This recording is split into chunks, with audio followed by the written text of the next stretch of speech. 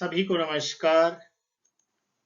आज हम आपके समक्ष नई शिक्षा नीति के बारे में कुछ महत्वपूर्ण बिंदु लेकर आपके सामने प्रस्तुत हुए हैं।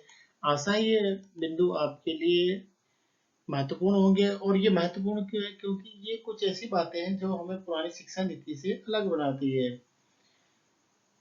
नई शिक्षा नीति को निर्मित करने में डॉक्टर के कस्तूरीरंगन जी की अध्यक्षता वाले पैनल का महत्वपूर्ण योगदान रहा है। आइए हम विचार करते हैं कौन कौन से वो महत्वपूर्ण बिंदु हैं जिसके कारण इसे हम नई शिक्षा नीति कह सकते हैं। नई शिक्षा नीति के बारे में महत्वपूर्ण जो परिवर्तन है उनको हम लोग देखते हैं। सबसे पहले जो मुख्य बात है, मानव संसाधन विकास मंत्रालय को जो है शिक्षा मंत्रालय के नाम से जाना जाएगा। तो यदि आप कंपटीशन की तैयारी कर रहे हैं तो इसको जरूर देख लीजिए। शिक्षा मंत्रालय कहलाएगा, मानव संसाधन विकास मंत्रालय। यह नई नीति देश में स्कूल और उच्च शिक्षा में परिवर्तनकारी सुधारों का मार्ग प्रशस्त करेगी।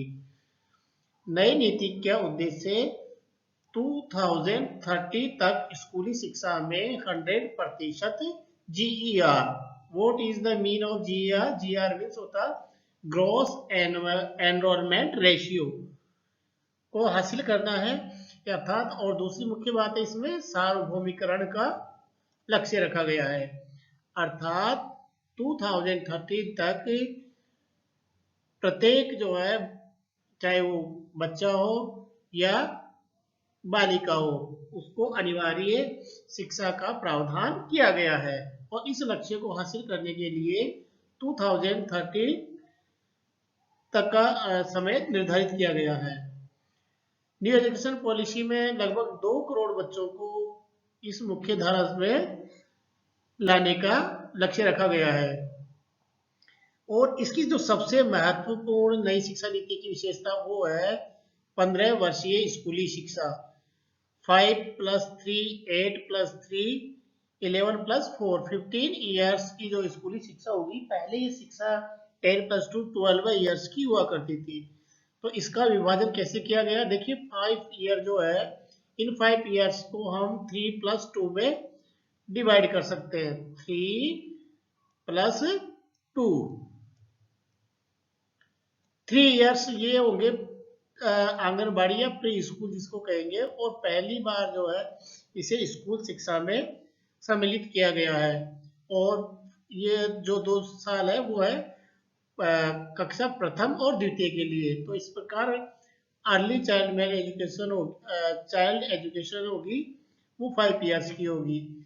अगले जो 3 ईयर्स है वो होंगे 3rd 4th and 5th class के लिए, और नेक्स्ट होंगे 6th 7th और 8th क्लास के लिए। और जो है ये 4 साल होंगे 9th से लेकर के और 12th क्लास तक होंगे। तो ये सबसे महत्वपूर्ण परिवर्तन नई शिक्षा नीति में देखने को मिल रहा है। इसमें 15 वर्षीय इसको किया गया है, और इसका जो नए शिक्षक जो है अर्ली प्राइमरी स्कूल के लिए भी प्रशिक्षित शिक्षकों की आवश्यकता होगी।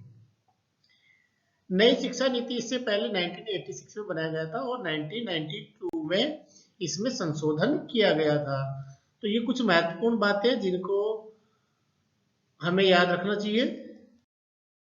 आइए अब देखते हैं स्कूली शिक्षा में नई शिक्षा नीति से कौन से महत्वपूर्ण परिवर्तन हो रहे हैं। सबसे पहले है जो महत्वपूर्ण परिवर्तन है, यह है औपचारिक शिक्षा की शुरुआत 3 वर्ष से शुरू हो जाएगी, जो हम 5 वर्ष से कक्षा प्रथम के साथ शुरू होती थी। तो ये एक महत्वपूर्ण परिवर्तन है। इसमें कक्षा प्रथम और द्वितीय से पहले 3 साल की औपचारिक शिक्षा होगी। एनसीईआरटी द्वारा लिटरेसी एंड न्यूमरेसी पर नेशनल मिशन शुरू किया जाएगा, और जो ये अर्ली चाइल्डहुड केयर एजुकेशन है उसके लिए सिलेबस की जिम्मेदारी भी एनसीईआरटी को दी गई है नई एजुकेशन पॉलिसी में। और 9वीं से 12वीं की पढ़ाई की रूपरेखा 5+3+3+4 के आधार पर होगी। जो लास्ट के जो 4 ईयर्स है वो 9th क्लास से लेकर के और 12th क्लास तक के लिए होंगे। ये नई शिक्षा नीति में महत्वपूर्ण परिवर्तन हो रहा है। पहले 10+2 था, अब इसे +4 कर दिया गया है। 9th, 10th, 11th and 12th class. बच्चों के लिए कोडिंग कोर्स की शुरुआत नई एजुकेशन पॉलिसी में शुरू करने की बात कही गई है। एक्स्ट्रा करिकुलर एक्टिविटीज और मेन करिकुलम एक्टिविटीज दोनों को जो है छात्र के करिकुलम में शामिल किया जाएगा। वोकेशनल शिक्षा पर कक्षा 6 से ही जोर दिया जाएगा नई शिक्षा नीति में। नई नेशनल करिकुलम फ्रेमवर्क में बोर्ड एग्जाम को 2 वर्ष में 2 बार करवाने का प्रावधान किया गया है। रिपोर्ट कार्ड में लाइफ स्किल्स पर विशेष जोर दिया गया है। ये नई एजुकेशन पॉलिसी में सबसे महत्वपूर्ण परिवर्तन है। 5 वर्ष से कम वर्ष के बच्चों के लिए जो स्कूल होगा उसको कहेंगे बाल वाटिका, और ये औपचारिक शिक्षा की शुरुआत बाल वाटिका से होगी जो प्रथम क्लास से पहले होगा, और ये कितने साल की होगी? 3 साल की होगी। और इसमें सबसे महत्वपूर्ण होगा, इसमें जो है प्रशिक्षित शिक्षक की नियुक्ति की जाएगी। ये एक महत्वपूर्ण परिवर्तन है।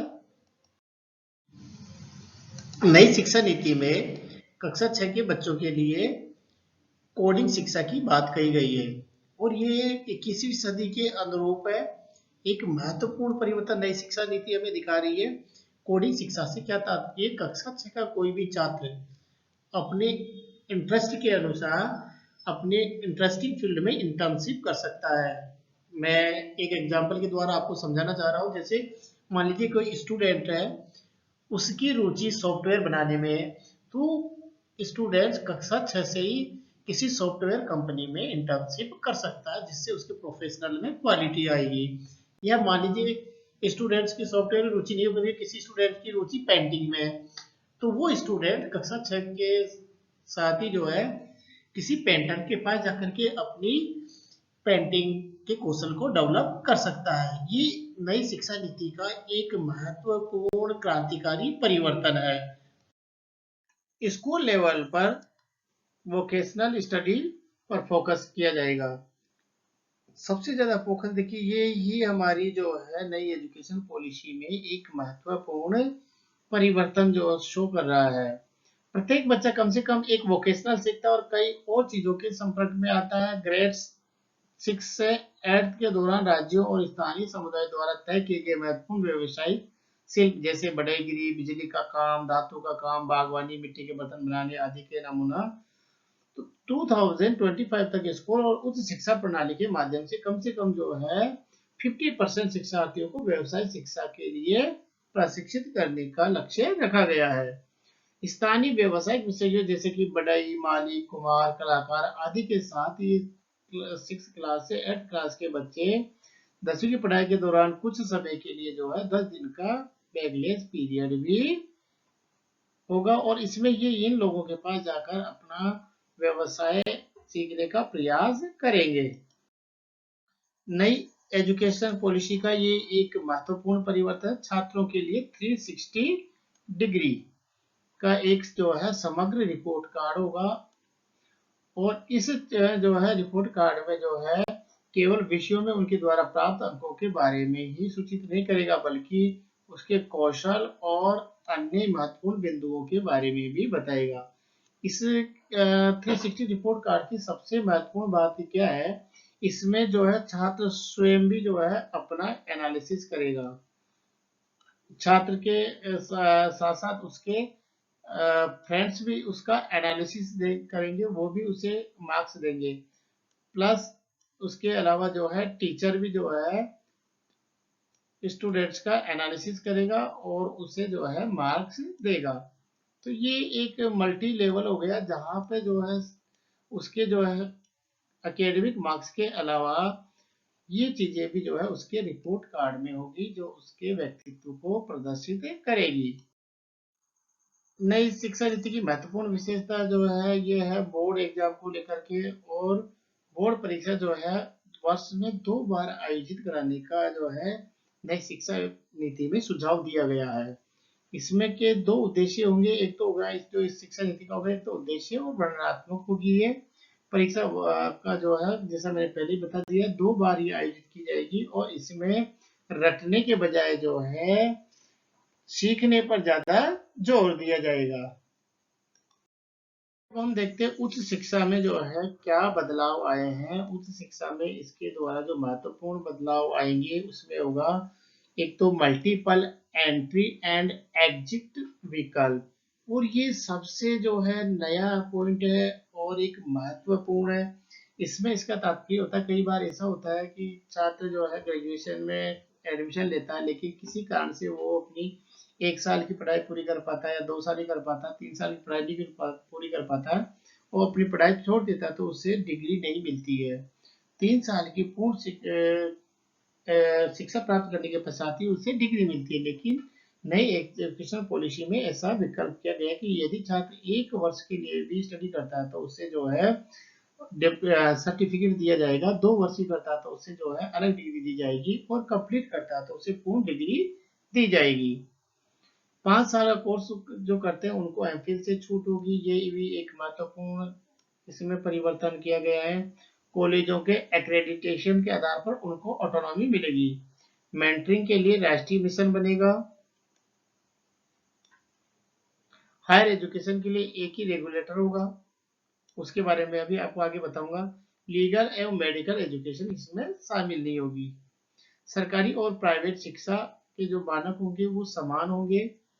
नेशनल रिसर्च फाउंडेशन की स्थापना होगी।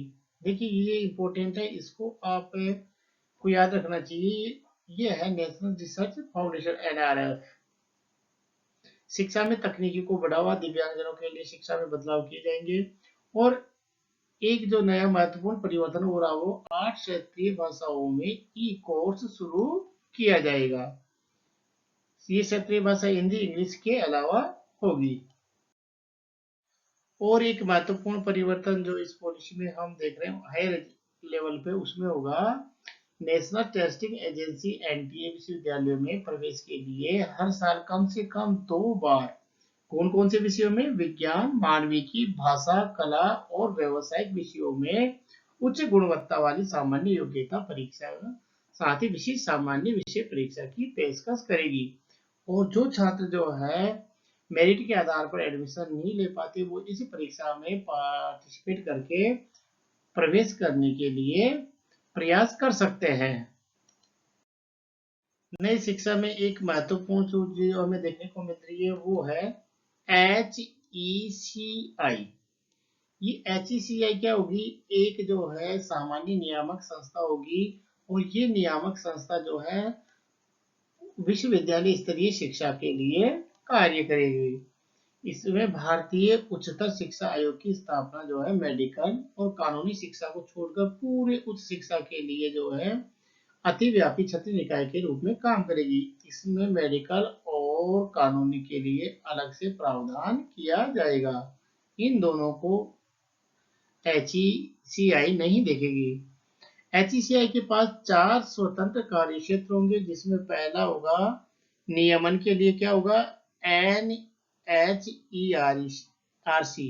और मानक सेटिंग के लिए सामान्य शिक्षा परिषद GC जनरल काउंसिल होगी। वित्त पोषण के लिए जो है HEGC होगी, और मान्यता के लिए राष्ट्रीय प्रज्ञान परिषद यानी NEC होगी।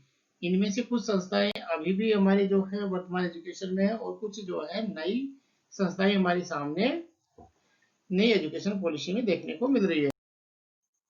पोषण और स्वास्थ्य कार्ड, स्कूल के छात्रों के लिए नियमित स्वास्थ्य जांच की व्यवस्था इसमें की गई। बच्चों के पोषण और स्वास्थ्य, मानसिक स्वास्थ्य भी इसमें शामिल किया गया है। को स्वस्थ भोजन और नियमित स्वास्थ्य जांच के माध्यम से संबोधित किया जाएगा, और उसी की निगरानी के लिए प्रत्येक बच्चे का क्या जारी होगा, एक स्वास्थ्य कार्ड जारी होगा। बचपन की देखभाल और शिक्षा पाठ्यक्रम, जिसे ECCEC कहते हैं, इसका कार्यान्वयन और प्लानिंग की जिम्मेदारी निम्न विभागों को दी गई है। पहला होगा मानव संसाधन विकास मंत्रालय MHRD, दूसरा है महिला और बाल विकास मंत्रालय, और तीसरा है स्वास्थ्य और परिवार कल्याण मंत्रालय, तथा चौथा जनजातीय मामलों के मंत्रालय। ये मंत्रालय मिलकर इसके लिए योजना और इसका कार्यान्वयन और इसके पाठ्यक्रम के बारे में विचार विमर्श करेंगे। आप देख पा रहे हैं यहाँ नई शिक्षा नीति जो है पूर्ण रूप से 21वीं सदी के अकॉर्डिंग बनाई गई है। इसमें जो है किसके ऊपर जोर दिया गया है, इसमें देंगे ऐप, ऑनलाइन पाठ्यक्रम, मॉड्यूल, उपग्रह आधारित टीवी चैनल, जैसे अभी आप देख पाते हैं स्वयं चैनल वगैरह, ऑनलाइन किताबें रहेगी, वैश्य शिक्षा केंद्र बनेंगे और इंफॉर्मेशन टेक्नोलॉजी सुसज्जित पुस्तकालय की स्थापना की होगी। वहाँ बुक्स ही नहीं होगी, अपितु वहाँ पे आईसीटी से सुसज्जित पुस्तकालय होंगे। तो ये कुछ महत्वपूर्ण बातें हैं जो हमें नई शिक्षा पॉलिसी में देखने को मिल रही है। आप सभी से हमारा अनुरोध है, हमारे चैनल के भी एग्जाम आइडिया को आप लाइक एंड सब्सक्राइब करें। सब्सक्राइब करने के लिए जो रेड बेल आइकन दिया गया है उस पर क्लिक करें और इस एजुकेशन के जो महत्वपूर्ण बिंदु है उनको अधिक से अधिक लोगों के पास पहुंचाने का प्रयास करें, जिससे लोगों को ये पता लग सके कि हमारी नई एजुकेशन पॉलिसी में क्या महत्वपूर्ण परिवर्तन हो रहे हैं। इन्हीं आशाओं के साथ धन्यवाद।